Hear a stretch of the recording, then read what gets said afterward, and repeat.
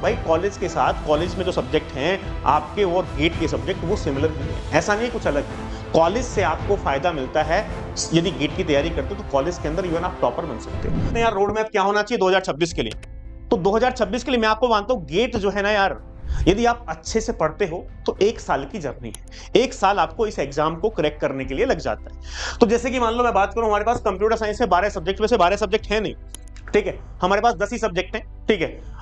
Mathematics को include कर लिया जाए, एप्टीट्यूड को इंक्लूड कर लिया जाए तो मान सकते हैं ठीक है 12 सब्जेक्ट हैं, ठीक है। यहां पे हमारे पास 12 सब्जेक्ट को आप 12 महीने में आराम से कवर कर सकते हो, एक सब्जेक्ट को 1 महीने में आराम से पढ़ा जा सकता है। कैसे सर? जैसे कि मान लो यदि आप डेली 4 घंटे पढ़ते हो तो 30 के 30 दिन पढ़ते हो तो 120 घंटा होता है, और एक आध कोई ऐसा सब्जेक्ट है जो 120 घंटे से ऊपर का जाता है इस कंप्यूटर साइंस में। जैसे कि मान लो कंप्यूटर नेटवर्क 150 घंटे के आसपास जाता है, उसके अलावा डिस्क्रीट मैथमेटिक्स 120 के आसपास जाता है, उसके अलावा कोई भी सब्जेक्ट ऐसा नहीं जो 100 आवर्स जाता हो एक पर्टिकुलर सब्जेक्ट, ठीक है। तो आप 4 घंटे पर डे पढ़ते हो तो एक सब्जेक्ट आराम से आप कवर कर सकते हो। कुछ सब्जेक्ट ऐसे भी जैसे कंपाइलर डिजाइन 40 आवर्स मैक्सिमम में कंप्लीट हो जाता है, ठीक है। टीओसी आपको 70 आवर्स में होता है, प्रोग्रामिंग आपका 50 से 60 आवर्स में हो जाता है। तो कुछ सब्जेक्ट ऐसे भी जो 100 से कम के भी हैं। तो ऑन एन एवरेज बात की जाए तो आप 12 महीने के अंदर 12 सब्जेक्ट बहुत आराम से पढ़ सकते हो। मैं 2026 वाले बच्चों की बात कर रहा हूं, अभी 27 पे भी आऊंगा, ठीक है। एक सब्जेक्ट आप एक मंथ में यानी 12 महीने की आपको प्रिपरेशन स्ट्रेटेजी बनानी है, ठीक है। कुछ सब्जेक्ट हमारे पास छोटे होंगे जो कम टाइम में हमारे पास खत्म हो जाएंगे। यदि आप अपनी प्रिपरेशन दोस्तों जुलाई से भी स्टार्ट करते हो, जुलाई से मैं कह रहा हूं अगस्त से भी स्टार्ट करते हो, अगस्त से भी स्टार्ट करते हो तो आप जुलाई में सिलेबस कंप्लीट कर लो, ठीक है। मैं तो जुलाई से बात कर रहा हूं, ठीक है, जुलाई छोड़ दो, जुलाई आप 1 अगस्त से भी आप स्टार्ट करते हो, ठीक है। तो अगस्त से जुलाई तक, जुलाई 2025 तक आप अपना सिलेबस कंप्लीट कर सकते हो बहुत प्यार के साथ। जब मैं कह रहा हूं जब आप 4 घंटे डेली पढ़ रहे हो, 4 घंटे से ज्यादा नहीं पढ़ रहे हो गेट के लिए, ठीक है। सर कॉलेज भी जाना होता है, भाई कॉलेज के साथ कॉलेज में जो सब्जेक्ट हैं आपके और गेट के सब्जेक्ट वो सिमिलर ही है, ऐसा नहीं कुछ अलग है। कॉलेज से आपको फायदा मिलता है यदि गेट की तैयारी करते हो तो कॉलेज के अंदर इवन आप टॉपर बन सकते हो, बिकॉज जो सब्जेक्ट आपको गेट में पढ़ लिया कॉलेज के लिए आपको अलग से पढ़ने की रिक्वायरमेंट नहीं है, ठीक है। थोड़ा सा हमारे पास मैं आपको बता देता हूं दोस्तों, 3rd सेमेस्टर में हो which year I will give GATE, 3rd semester में यदि आप हो तो आप नेक्स्ट ईयर गेट दोगे, गेट 2026 लिखोगे।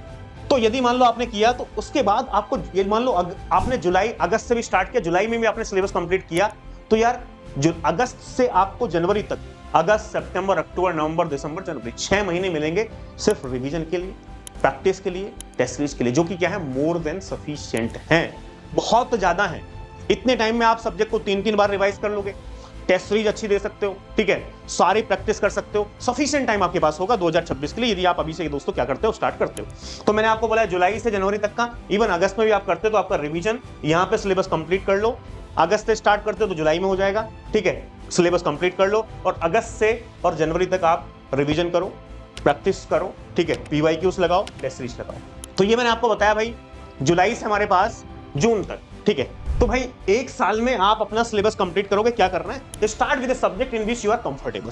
किसी भी सब्जेक्ट से आप स्टार्ट कर सकते हो, जैसे कि मैं बेसिकली बोलूं तो आप सी प्रोग्रामिंग से स्टार्ट कर सकते हो, TOC से स्टार्ट कर सकते हो, डिजिटल से स्टार्ट कर सकते हो, DBMS से स्टार्ट कर सकते हो, बहुत सारे सब्जेक्ट हैं, किसी भी सब्जेक्ट से क्या कर सकते हो स्टार्ट कर सकते हो। लेकिन कंपाइलर से स्टार्ट नहीं कर सकते, TOC के बाद कंपाइलर पढ़ो, C के बाद DS पढ़ो, DS के बाद एल्गो पढ़ो, ठीक है, ये सीक्वेंस है। डिजिटल के बाद CUA पढ़ो, कंप्यूटर नेटवर्क आप कभी भी पढ़ सकते हो। तो ऐसा कोई ये नहीं है कि भाई आप मैं इस सब्जेक्ट से स्टार्ट नहीं कर सकता, कर सकते हो बिल्कुल, बट लेकिन जो सब्जेक्ट सीक्वेंस में वो आपको ध्यान रखना है बस, ठीक है। सिलेबस को कंप्लीट करना है, focus more on learning the concept. जब आप ये 1 साल में आपको क्या करना है, आप फोकस रखो कि यार कंसेप्ट सीखना है, बहुत डीप में कंसेप्ट सीखना है, उस समय सिर्फ आपका फोकस होना चाहिए कंसेप्ट को सीखने में, ठीक है। क्वेश्चंस बन जाएंगे, कंसेप्ट यदि आपने अच्छे से पढ़ लिया, क्वेश्चन बनने में कभी भी डिफिकल्टी आपको फील नहीं होगी, ठीक है। Solve PYQs of each concept, maintain notes, notes बनाना तो बहुत जरूरी है भाई। हर अपने हाथ से तक आप नोट्स नहीं लिखोगे तो भाई भूल जाओगे। देखो जो अपने हाथ से लिखा होता है वो दिमाग में फिट रहता है, कभी भी आप रिवाइज करोगे तो आपको पता होता है कौन सा पॉइंट्स आपने कहां पे लिखा है। Solve PYQ of each concept, हर एक कंसेप्ट के PYQ जरूर सॉल्व करो, PYQ सॉल्व करना बहुत जरूरी है, बिकॉज PYQs ही आपको बताता है किस टाइप के क्वेश्चंस गेट में पूछे जा रहे हैं। PYQ जो आप सॉल्व करते हो तो आपके अंदर कॉन्फिडेंस आता है कि यार ठीक है ये सवाल लास्ट ईयर पूछा गया था, मैंने एक कंसेप्ट सीखा सर से, इस सवाल को बना लिया, तो मैं 2025 के अंदर गेट लिखूंगा तो मैं सवाल बना पाऊंगा। तो इसलिए PYQ सॉल्व करना बहुत ज्यादा जरूरी है, ठीक है।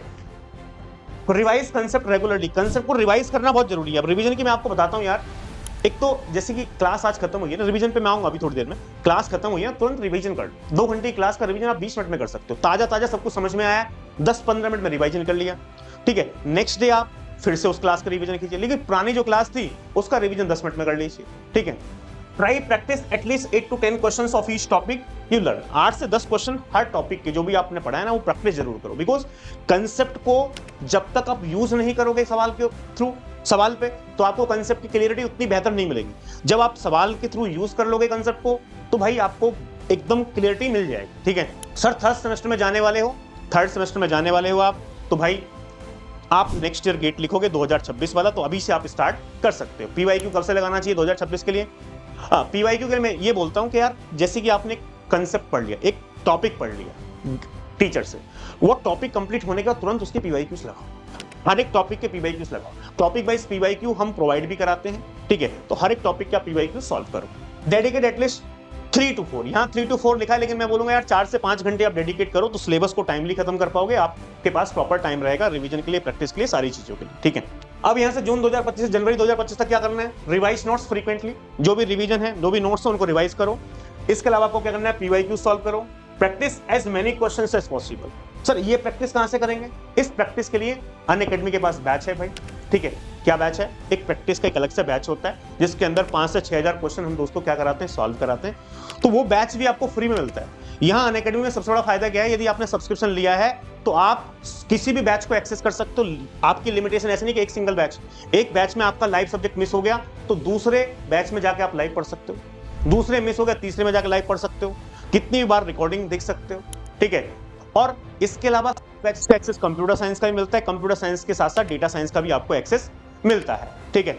और इसके अलावा टेस्ट सीरीज कंप्यूटर साइंस हो, डेटा साइंस हो, वो भी फ्री ऑफ कॉस्ट मिलती है। प्रैक्टिस का बैच हो, सारे ही बैचेस एक ही बार फीस देने में मिल जाते हैं, अलग से बार बार आपको चार्ज नहीं देना पड़ता है, ठीक है। Start solving test series, topic wise test, subject wise test, multi subject, full length, ये टेस्ट सीरीज आपको देनी है। सर ये टेस्ट कहाँ मिलेंगे? ये भी आपको अनअकैडमी के प्लेटफॉर्म पर मिल जाएंगे, ठीक है, कोई दिक्कत नहीं है। Learn the concept if you missed any, ठीक है। कोई कंसेप्ट यदि आपका छूट गया तो इस टाइम में आप दोस्तों क्या कर लो? कवर कर लो। ये हमारे पास बात होगी 2026 के लिए, ठीक है।